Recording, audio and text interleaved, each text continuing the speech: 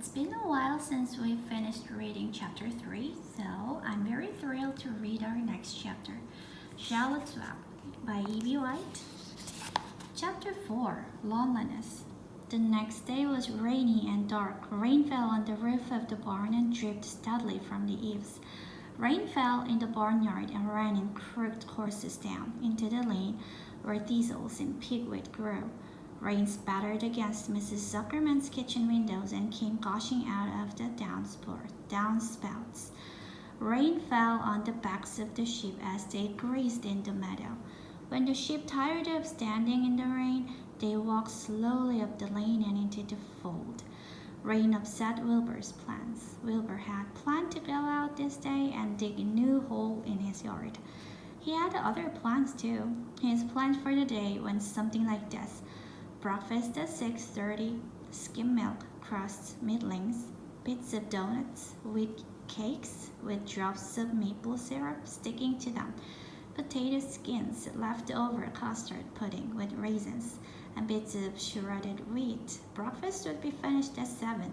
From 7 to 8, Wilbur planned to have a talk with Templeton, the rat that lived under his trough. Talking with Templeton was not the most interesting occupation in the world, but it was better than nothing. From 8 to 9, Wilbur planned to take a nap outdoors in the sun. From 9 to 11, he planned to dig a hole or trench and possibly find something good to eat buried in the dirt. From 11 to 12, he planned to stand still and watch flies in the boards, watch bees in the clover, and watch swallows in the air. 12 o'clock, lunchtime, middlings, warm water, apple parings, meat gravy, carrot scrapings, meat scraps, stale hominy, and the wrapper of a package of cheese. Lunch would be over at 1. From 1 to 2, Wilbur planned to sleep. From 2 to 3, he planned to scratch itchy places by rubbing against the fence. From 3 to 4, he planned to stand perfectly still and think of what it was like to be alive and to wait for fun. At 4 would come supper, skim milk, provender, leftover sandwich from Lurvy's lunchbox, prune skins, a morsel of this, a bit of that, fried potatoes, marmalade, drippings, a little more of this, a little more of that, a piece of baked apple, a scrap of upside down cake. Wilbur had gone to sleep thinking about these plans.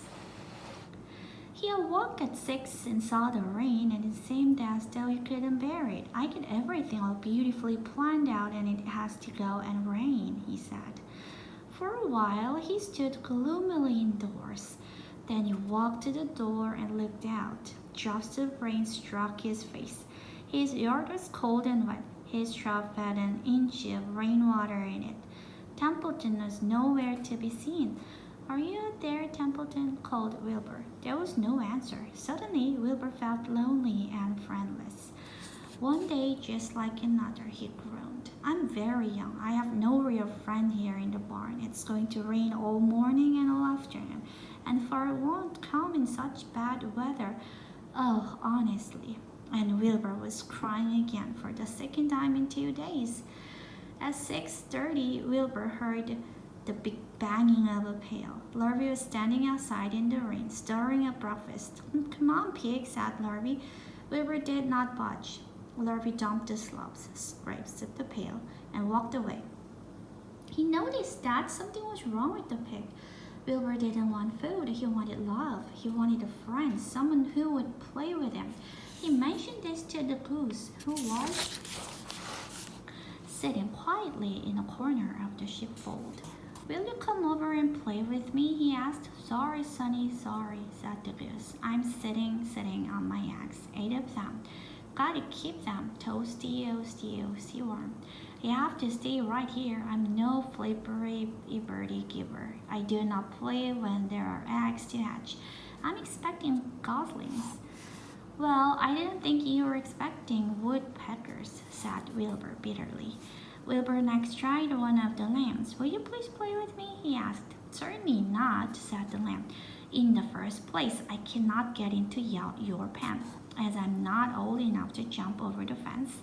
In the second place, I'm not interested in pigs. Pigs mean less than nothing to me. What do you mean less than nothing? Replied Wilbur. I don't think there is any such thing as less than nothing. Nothing is absolutely the limit of nothingness. It's the lowest you can go. It's the end of the line. How can something be less than nothing? If there was something that was less than nothing, then nothing would not be nothing. It would be something, even though it's just a very little bit of something. But if nothing is nothing, then nothing is nothing that is less than it is. Oh my god, so funny. No, be quiet, said the lamb.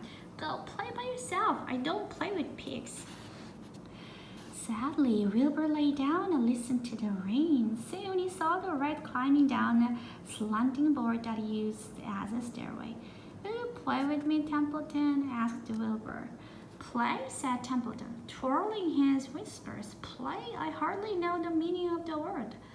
Well, said Wilbur, it means to have fun, to frolic, to run and skip and make merry. I never do those things if I can avoid them, replied the rat sourly. I prefer to spend my time eating, gnawing, spying, and hiding. I'm a glutton, but not a merry maker. Right now, I'm on my way to your trough to eat your breakfast, since you haven't got sense enough to eat it yourself. And Templeton the rat crept stealthily along the wall and disappeared into a private tunnel that he had dug between the door and the trough in Wilbur's yard. Templeton was a crafty rat, and he had things pretty much his own way. The tunnel was an example of his skill and cunning. The tunnel enabled him to get from the barn to his hiding place under the pig trough without coming out into the open. He had tunnels and runways all over Mr. Zuckerman's farm and could get from one place to another without being seen. Usually he slept during the daytime and was abroad only after dark. Wilbur watched him disappear into his tunnel. In a moment he saw the rat's sharp nose poke out from underneath the wooden trough. Cautiously, Templeton pulled himself up over the edge of the trough. This was almost more than Wilbur could stand. On this dreary, rainy day, to see his breakfast being eaten by somebody else. He knew Templeton was getting soaked out there in the pouring rain, but even that didn't comfort him. Friendless, dejected, and hungry, he threw himself down in the manure and sobbed. Late that afternoon, Larry went to Mr. Zuckerman. I think there's something wrong with the pig of yours. He hasn't touched his food. Give him 2 spoonfuls of sulfur and a little molasses, said Mr. Zuckerman. Wilbur couldn't believe what was happening to him when Larry caught him and forced the medicine down his throat. This was certainly the worst day of his life. He didn't know whether he could endure the awful loneliness anymore. Darkness settled over everything. Soon there were only shadows and the noises of the sheep chewing their cuds, and occasionally the rattle of a cow chained up overhead. You can imagine Wilbur's surprise when out of the darkness came a small voice he had never heard before.